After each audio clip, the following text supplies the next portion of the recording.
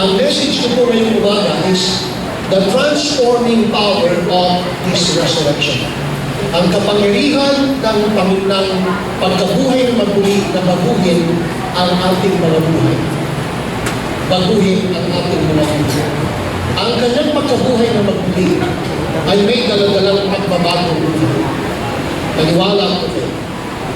Hallelujah. At basahin po natin sandali. Kanina hindi ko po ito ginamit as our scripture foundation. But I would like to use it for our scripture foundation this morning sa ating second service. Romans chapter 6, verse 3 kuya. Ready? Sorry po. Hindi ba ninyo nalalaman tayong lahat na nabautismohan kay Kristo Jesus ay nabautismohan sa kanyang kamatayan. I-share ko po ito sa message ng water baptism. So sabi po, pag tayo po nagpo-water baptize, it is our gesture of identifying ourselves with the death of our Lord and Savior Jesus Christ. So pag nagpabautismos tayo sa tubig, ito yung tanda o ito yung pagpapahayag na tayo po'y nakikiisa sa kamatayan ng ating Panginoon Jesucristo. So ang water baptism is a prophetic, it is our gesture of identifying ourselves with the death of Jesus Christ. Sa Tagalog, kapag ikaw ay nananampalataya kay Jesus at tinanggap mo siya bilang Panginoon at tagapagligtas, pagkatapos ay nagpabautismo ka sa tubig, ito'y palatandaan na ikaw ay nananalig na kasama ka ni Jesus na matay sa krus ng Kalbaryo. Nakikiisa ka sa pagkamatay ni Jesus sa krus ng Kalbaryo. Sabi ni Apostle Paul, I am crucified with Christ. Nevertheless, I live, yet not I, but Christ lives in me. So I am crucified with Christ. Sabi mo nga sa iyong katabi, I am crucified with Christ. I am crucified with Christ. So pag na-born again ka, tinanggap mo si Jesus bilang Panginoon at tagapagligtas, sa maniwala ka hindi, ikaw ay nakikiisa kay Kristo na ipinapako sa krus ng Kalbaryo. So you have been crucified with Him. Pagpatuloy mo natin. Hallelujah. Kaya nga, hindi na ikaw ang nabubuhay, kung hindi ang bagong nilalang na ikaw ang nabubuhay. You are no longer living in your old self, you are living in the new creation living. Yun po yung katotohanan. Verse 4, sa makatuwid, tayo'y namatay at nalibing na kasama niya sa pamamagitan ng bautismo. So sa water baptism, pagkatapos kang manampalataya, ikaw ay itinutubog sa tubig bilang tanda na ikaw ay inililibing. So ang tubig ay nagsisilbing iyong libingan. Libingan ng iyong lumang pagkatao. Libingan ng iyong nakaraan. Libingan ng iyong mapait na karanasan. So sa maniwala at hindi, ginagamit natin libingan ang tubig na pinapabautismohan ng sino man na nananalig sa Kanya. So, tayo'y nakikiisa sa Kanyang kamatayan, tayo'y nakikiisa sa Kanyang paglilibing, at sa Kanyang pagkabuhay na magmuli, at sabi mo dito, kung paano binuhay na muli si Kristo sa pamamagitan ng dakilang kapangyarihan ng Ama. So just as Christ was raised from the dead by the glory and the power of the Father, even so we also should walk in the newness of life. So ang pagkabuhay na magmuli ng Panginoong Jesucristo ay nagbubunsod ng pagbabagong buhay. So, hallelujah, yan po ang premise na gagamitin ko po ngayong umaga.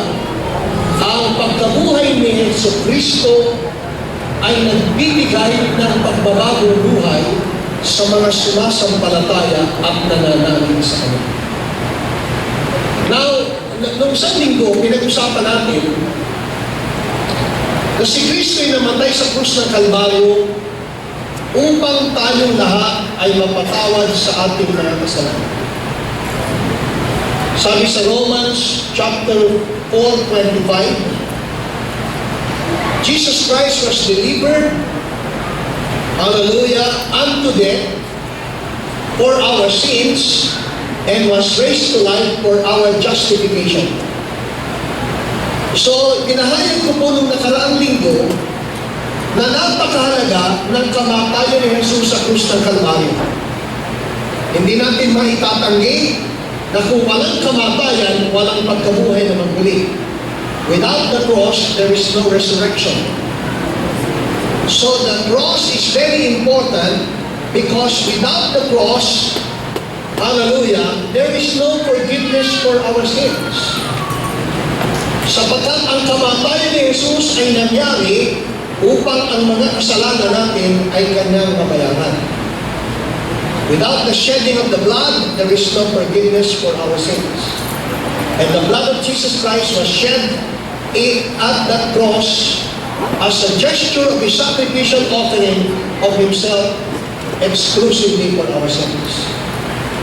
Gusto kong sabihin, si Jesus ay hindi pinatay, si Jesus ay hindi nagpakamatay, He was not killed, He was not even murdered.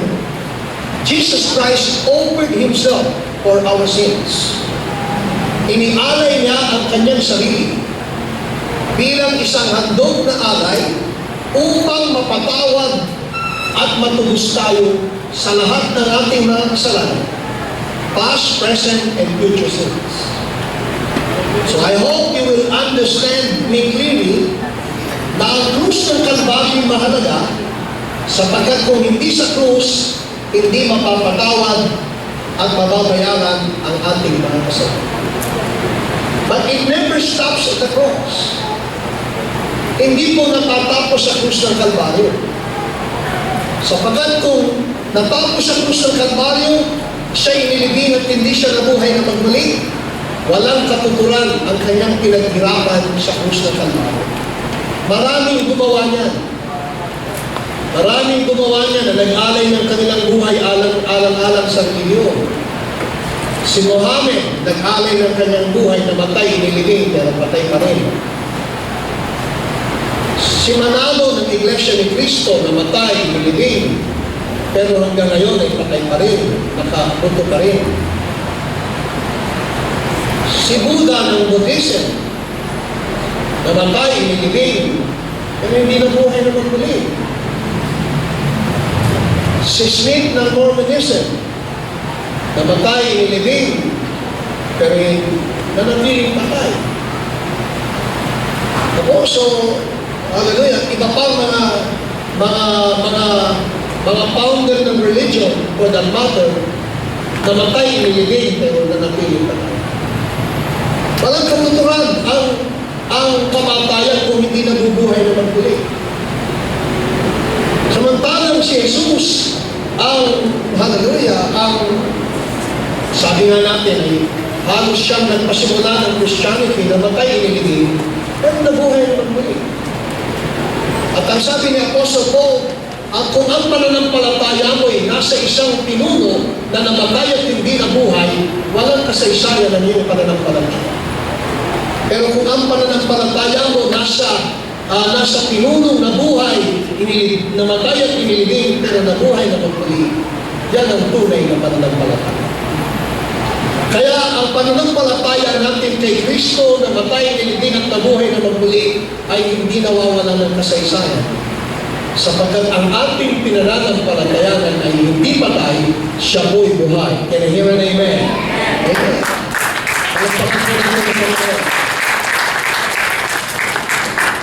Hallelujah. And ang sabi po, yung kanyang pagkabuhay na magmuli ay katibayan na yung kapatawaran natin ay napagpiliman.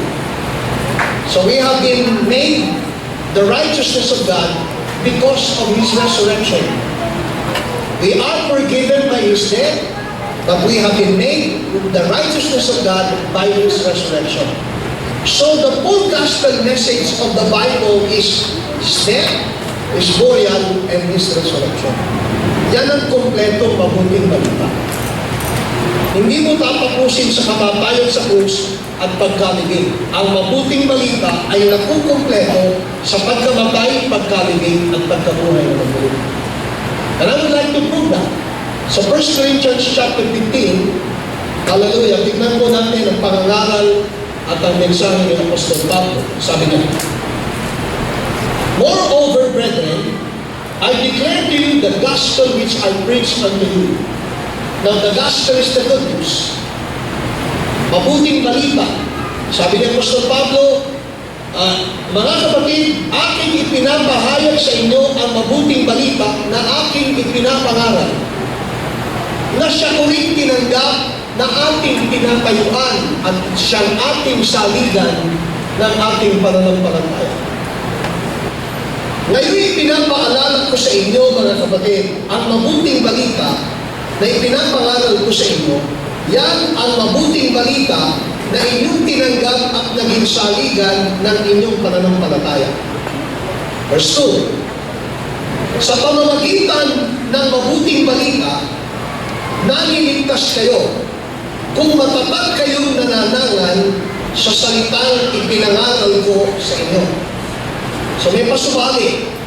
At ang pasubali, para magkaroon ng kabuluhan ang ating pagdalo, magkaroon ng katuturan ang ating pagsimba at pagsasamba, ang sabi po, unawain natin mabuti ang ating pinananampalatayanan.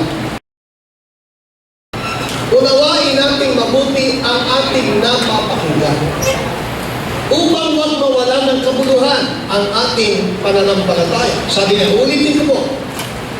Sabi, sa pamamagitan ng mabuting balita, naliligtas kayo kung matatag kayong nananangan sa salitang ipinangaral ko sa inyo. Liban na nga lamang kung kayo'y sumasampalataya na di iniisip ang inyong sinasampalataya. So it's not enough for us just to listen to the Word. We have to believe the Word of God.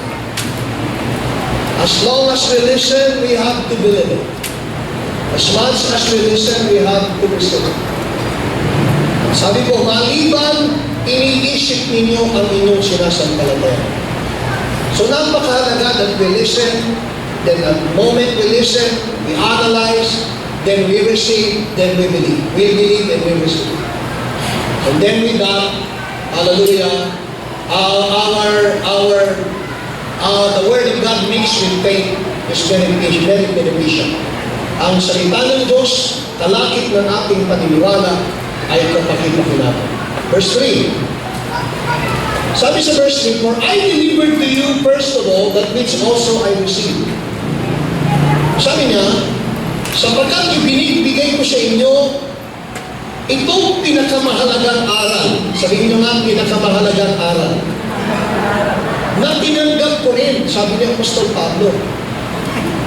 So para kay Apostol Pablo, ito ang pinakamahalagang aral na ipinapangaral niya, na tinanggap niya rin sa Panginoon.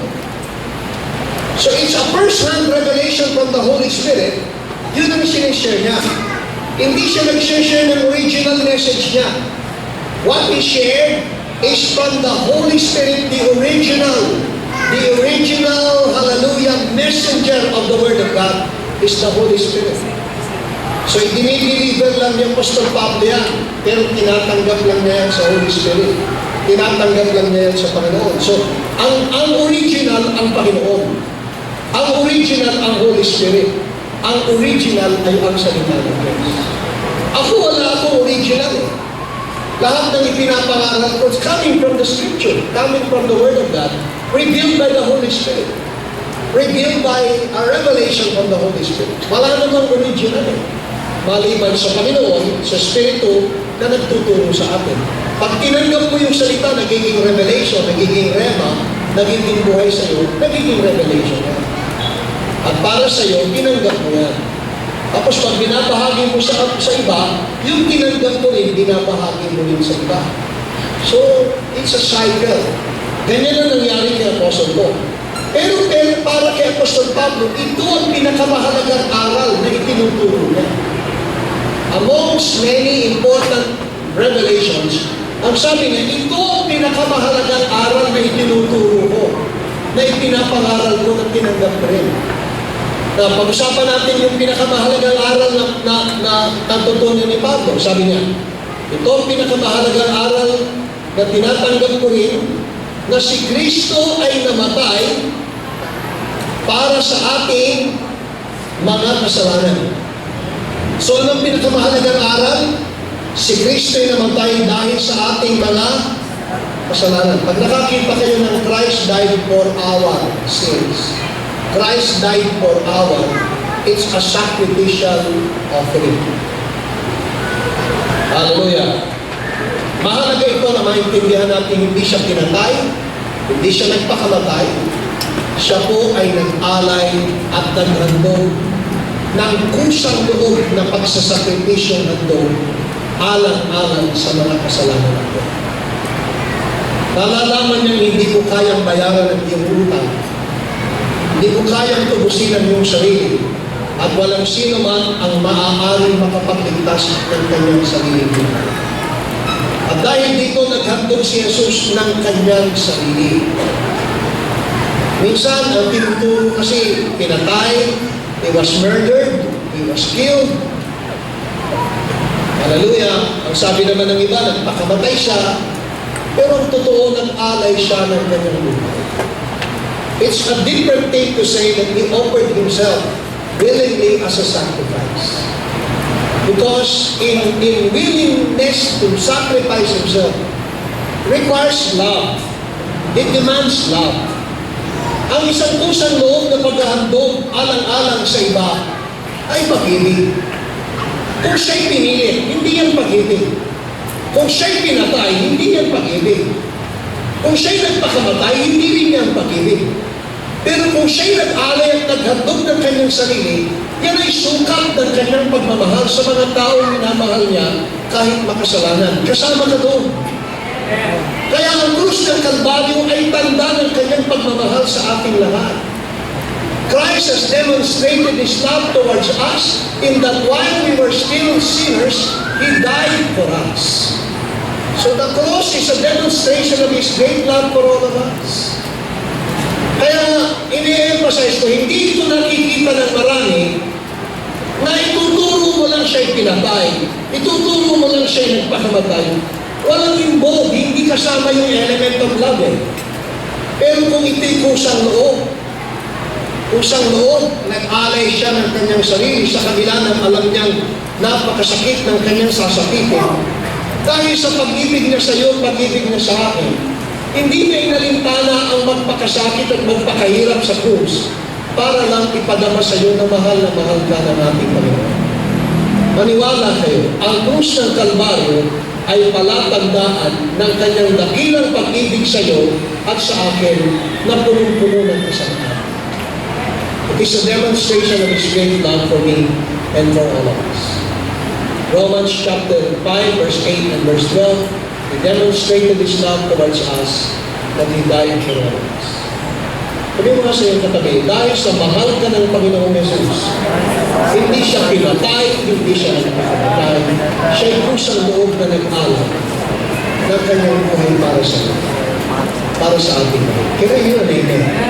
Amen. Malakpakan po natin ang Panginoon. Ito sa sacrifice of God. Hallelujah. Which involved the love of God. Hallelujah. Kaya yung krus ng Kalbaryo, tanda ng pag-ibig na yan. So sabi po, ito yung pinakamahalagang aral na pinapangaral ko sa inyo, na si Kristo ay namatay para sa ating mga kasalanan. Balik tayo sa Romans 15, verse 3. Hallelujah. So Christ died for our sins. That's the first message. Pinakamahalagang aral. Pangalawang mahalagang aral, verse 4, siya ay inilibing. Hallelujah. And He was buried. Buried for how many days? How many nights? 3 days and 3 nights. So napatunayan natin that Jesus Christ went into the body of hell, into the belly of hell. He went into the heart of the earth to disarm principalities and powers and to restore that lost authority. and gave it back to mankind. So si Jesus pagkatapos na mamatay ay kinuha sa krus, inilibing sa libingan sa loob ng 3 araw at 3 gabi. Nagpunta siyang diretso sa impyerno upang disarmahan ang kapangyarihan ng demonyo ni Satanas at bawiin ang kapangyarihan minsang nawala sa sangkatauhan. Kaya siya'y mabuhay na magmuli, sabi niya sa mga alagad, all authority has been given unto me, both in heaven and even on earth. Pagkatapos siyang mabuhay na magmuli, pinahayag niya sa mga alagad, lahat ng kapangyarihan at kapamahalaan ay nasa akin sa langit at sa lupa. All authority has been given unto me. If that is all authority, no authority has been left unto the devil. Kung lahat ng authority ay binawi ni Jesus, kinuha niya sa impyerno, ibig sabihin wala nang nalabing authority ang diablo kahit na ano pa. Because all authority has been given unto Jesus Christ after the resurrection. This was pronounced after the resurrection. Even before He ascended up to heaven, He declares all authority, and all means all. Nothing left unto the devil, nothing left unto Satan, nothing left unto the demon cohorts. All authority has been given to Jesus in heaven, unseen world, and on earth, seen world, and even under the earth, the Bible tells us. So walang nalabing kapangyarihan si Satanas, kaya si Satanas nananakot na lang, nandadaya na lang, nanlilinlang na lang, pero wala na siyang taglay na kapangyarihan para gapiin ka sapagkat ang lahat ng kapangyarihan ay nasa Panginoon mo at pagkatapos ibinigay sa nagtitiwala at nananalig sa Kanya. So, no power has been left over the devil. It has been given to Jesus all authority. Kaya yan ang nangyari sa loob ng 3 araw at 3 gabi na si Jesus ay nakalibing. Pagkatapos, on the 3rd day, He rose again. And it's all written in the Scripture. It's all in accordance with what is already written. Kaya ang full gospel ay si Jesus ay namatay para sa kasalanan natin. Si Jesus ay nilibing upang bawiin ang kapangyarihang nawala sa sangkatauhan at ibalik sa tao ang kapangyarihan. At pangatlo, siya ay nabuhay na magmuli. Now, ang tanong ko sa umagang ito na ating bubuin na mensahe, ang mga alagad ba ay nabago sa kanilang pagkataot sa kanilang buhay nang si Jesus ay namatay sa krus ng Kalbaryo? Maaaring meron, pero hindi ganun. Ang mga alagad ba sa loob ng 3 araw at 3 gabi na pagkalibing, meron bang dramatic, radical na pagbabagong naganap sa buhay ng mga alagad upon knowing na si Jesus ay nakalibing? My answer is, wala. Maaaring meron, pero hindi obvious. Pero nang siya ba'y mabuhay na magmuli, may nangyari sa mga alagad? Ang sagot, yes. So nang mamatay si Jesus sa krus ng Kalbaryo, walang nangyari sa mga alagad. Negative pa nga eh. Natakot, tumakas, at ikinatwa ang Panginoon. Nang nakalibing si Jesus, anong nangyari sa mga alagad? Nakatago, natatakot. Pero nang siya'y mabuhay na magmuli, may nangyari sa buhay ng mga alagad. May nangyari, may nabago sa buhay ng mga alagad. Kaya kung aking isasubmit sa inyo, mahalaga ang krus ng Kalbaryo, yes. Sapagkat sa krus tayo'y tinubos. Mahalaga ang pagkalibing, yes. Sapagkat sa pagkalibing, dinisarmahan niya ang kaaway at pinatunayan na ang nasusunod. Pero ang pagkabuhay na magmuli ay nagpunsod ng pagbabagong buhay. Nabago ang buhay ng mga alagad. Maniwala kayo na bago ang buhay ng mga alagad pagkatapos na makita nila si Jesus ay nabuhay na magmuli. Hallelujah! Kasi ang dami pong naniniwala kay Kristo na namatay. Pero hanggang doon lang ang paniniwala nila. Kaya si Kristo nakapako pa rin. Nagbago ba yun? Wala. Maraming naniniwala si Jesus na kalibing. Nagbago ba yun? Wala. Pero maraming nabago ang buhay. Isa na ako doon. Nang maunawaan kung si Jesus ay hindi patay, si Jesus ay buhay. At buhay na nananahan sa aking buhay para patuloy ang pagdating. Maraming example. Isa na dyan ay si Pedro. Pagko sana yung ibabahagi ko, si Pedro, si Santiago, at si Tomas. Tatlong mga pangunahing alagad na makikita mo ang pagbabago pagkatapos ng pagkabuhay na magulo. Napatutunayan, ang Kristong tinanggap mo hindi patay. Ang Kristong tinanggap mo hindi nakalibing. Ang Kristong tinanggap mo ay nabuhay na magulo. Hallelujah. Yan yung mahalaga. So, patunayan natin. Actually, isang simpleng pag-unawa.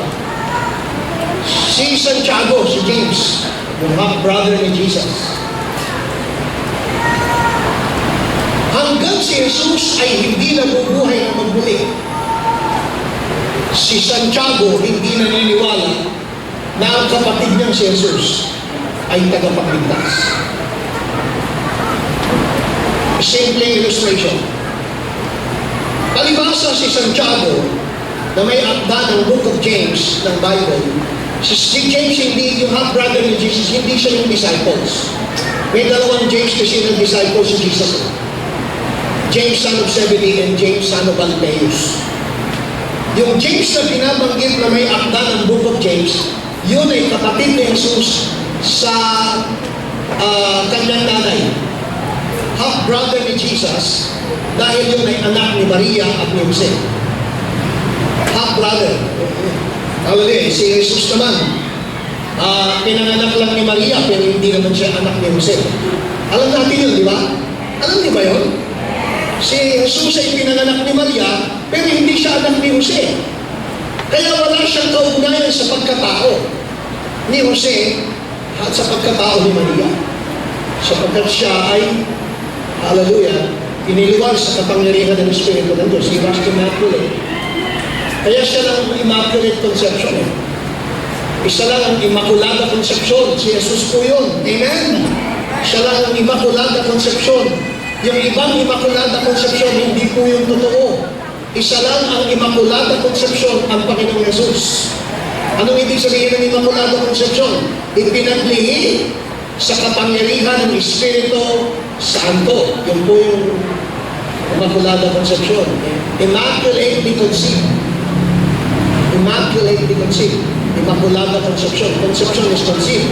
Immaculada is immaculate. Ibig sabihin ng immaculate, sobrang kulit. Hallelujah. Hindi po, immaculate means, hallelujah, born out of the Spirit, born out of the Holy Spirit. Praise God. Hallelujah. So, purihin ang Panginoon, may mga kapatid si Jesus eh. Si Maria, si James, iba pa mga kapatid. Na itong mga kapatid niya, palibasa lumaking kasama niya. Diba? Lumaking kasama niya. Naglalaro sila kasama niya. Gumagawa ng lamesa, ng pintuan, ng silya. Mga kalpintero sila eh. So, sino maniniwala kay Jesus na kasama mong lumaki? Tapos, sasabihin siya ang Panginoon at tagapagligtas. So, yung mga kapatid niya, hindi naniniwala sa kanya. Kasama dyan si Santiago. Meron pang pangyayari sa John chapter 7.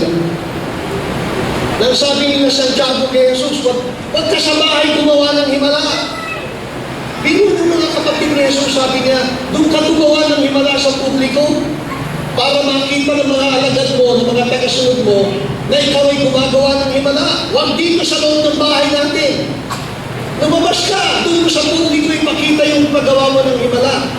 At ang sabi ng John chapter 7, hindi sila naniniwala sa kanilang kapatid. Hindi sila naniniwala kay Jesus. Kaya kahit yung mga kapatid ni Jesus hindi naniniwala sa kanya. Ipinato na siya sa krus, hindi pa rin naniniwala. Inilibing na siya, hindi pa rin naniniwala. Pero nang magpakita kay Santiago ang Panginoong Jesus, butas ang kamay, butas ang paa, doon lang siya naniwala na si Jesus ang Panginoon at tagapagligtas. So saan nabago si James? Nabago ba siya ng pagkamatay ni Jesus? Hindi. Nabago ba siya ng mapalitan ng si Jesus na kalibing? Hindi. Kailan siya nabago ang kanyang buhay at ang kanyang pananampalataya nang si Jesus ay mabuhay naman muli. Maniwala kayo, kahit ang mga alagad niya, hindi naniwala nang ipako siya, hindi naniwala nang ilibing siya, pero ang mga alagad naniwala, isa na si Tomas, naniwalang si Jesus ay Diyos at Panginoon, nang si Jesus ay magpakitang butas ang kamay, butas ang paa, at butas ang kanyang takiliran. So ano nangyari? Nagbago ba sila sa krus? No. Nabago ba sila sa bibig? No. Nabago sila nang sila'y makakita na si Jesus ay hindi na natiling patay, si Jesus ay muling nabuhay. Kaya huwag tayong hihinto. Do not stop at the cross. The cross is important. Because of the cross, we have been forgiven. Hallelujah. But because of His resurrection, we have been made the righteousness of God. We are changed. Tayo po'y binago. Kaya sabi ng binasa natin kanina, ang pagkabuhay na magmuli ni Jesus ay katumbas ng pagbabagong buhay ng bawat isa sa atin. Isa pang mahalagang announcement. If the cross is a demonstration of God's love towards all of us sinners, His resurrection proves that His love will never separate from all of us. Ulitin ko, kung ang krus ng Kalbaryo palatandaan ng pag-ibig ni Jesus sa mga makasalanan, ang pagkabuhay na magmuli ay katibayan na ang pag-ibig na ito hindi na lalayo sa iyo magpakailan-kailan. Kaya ang sabi niya, the resurrection will not separate us from the love of God. And His death proves His love, but His resurrection proves His love will never separate from you anymore. Kaya ang sabi niya, no man can separate us from the love of God. Hallelujah. Paano natin masasabi na ang pag-ibig ni Jesus ay hindi nalalayo sa atin nang siya'y mabuhay na magbuhay? Sabi mo nga sa iyong katabi, ang krus ay tanda na mahal ka niya. Pero ang pagkabuhay niya ay tanda ang pagmamahal niya mananatili sa iyo magpakailan. Palampakan po natin ang mga. Hallelujah! His love demonstrates, the cross demonstrates His love, but His resurrection proves His love will no longer separate from you. Kaya He will never leave you, He will never forsake you. All because of His resurrection. Hindi niya na tayo iiwan, hindi niya na pababayaan. Maniwala ka, kahit anong mangyari sa iyo, lagi mong kasama ang pag-ibig at pagmamahal ng Panginoon sapagkat nananahan sa iyo ang Panginoon may dala ng pag-ibig. As long as Jesus Christ lives in you, the love of God will live in you forever. It will never separate, hallelujah. It will never ever go away from all of us. So yan po yung mahalagang mensahe. Now, pag-aralan natin si Pedro. Pag-aralan natin si Pedro. Isang napakagandang ilustrasyon ng pagbabago dahil sa pagkabuhay na magmuli. Si Pedro. Alam mo si Pedro, saksakan ng yabang, punong-puno ng kayabangan sa katawan. Punong-puno ng verbalized commitment, pero kulang ng actualization ng kanyang commitment. A man of verbalized commitment, but a man lacking in actualization of his commitment. Hallelujah. So, sa araw, nag-usap-usap sila ng mga alagad bago tingnan natin yung Matthew 26. So sa huling hapunan, magkipag-usap ang Panginoon sa mga alagad sa huling hapunan. At ito ang kanyang sinabi sa huling hapunan.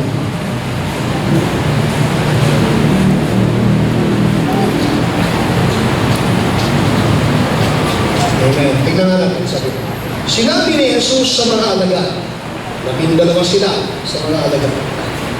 Sa gabi nito, kung gabi na yun, na siya'y pagkakalulo, ako'y iiwan ninyong lahat. So, anong sabi ng Panginoon sa mga alagad? Kayong lahat, 12 kayo. Sa gabi nito, iiwanan ninyo ako. Tatalikuran ninyo. Sabi niya sa 12, gaya ng nasa saad sa kasulatan, papatayin ko ang pastor at mangangalat ang mga tupa. I will strike the shepherd and the sheep will be scattered. Ezekiel chapter 13, verse 7. So sinasabi ng Panginoon, siya yung shepherd. Strike the shepherd, sugatan mo yung pastor, saktan mo yung pastor.